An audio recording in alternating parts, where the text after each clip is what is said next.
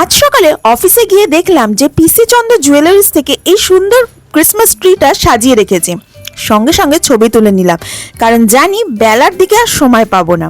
After lunch গিয়ে দেখি একটা ইভেন্ট হচ্ছে, সেটা হচ্ছে উইশ কার্ডে তোমার উইশ লিখে এই ক্রিসমাস ট্রিতে লাগিয়ে দিতে হবে, আর তার সাথে সাথে তুমি স্যান্টা ক্লজ থেকে একটা সুন্দর গিফট পেয়ে যাবে ফর দ্য ক্রিসমাস।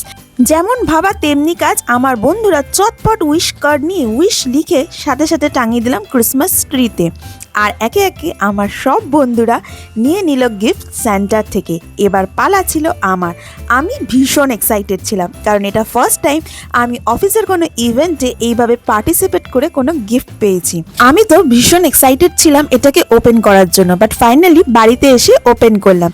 তারপর দেখি আরেকটা জায়গায় ইউটিআই মিউচুয়াল ফান্ড থেকে একটা সুন্দর গেম খেলানো হচ্ছে, বাট এই গেমটা খেলতে হতো দুটো মেয়ের মধ্যে।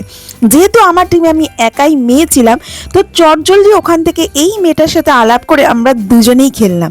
খেলাটা অনেকটা সাপসিঁড়ির মতোই। আমরা দুজনেই বেশ এনজয় করতে করতে গেমটা খেলছিলাম, আর সত্যি কথা দারুণ লাগছিল।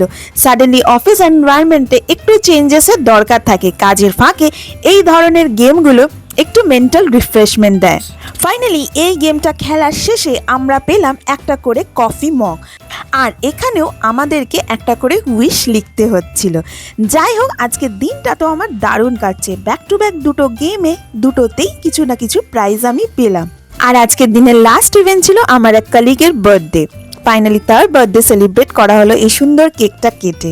আর আজকের দিনটা সত্যিই খুব ভালো কাটলো, কারণ আমাদের মতো কর্পোরেট মজদুরে যদি কাজের ফাঁকে মিনিট 15 টাইম পাওয়া যায় এই ধরনের গেম বা নিজেদের মধ্যে সেলিব্রেট করার, সেই মুহূর্তগুলো আমরা কোনো সময় ছাড়ি না। এইগুলোই রসদ যোগায় আমাদের সারাদিন অক্লান্ত পরিশ্রম করার। এবার তোমরাই বলো আমি ঠিক না ভুল বললাম।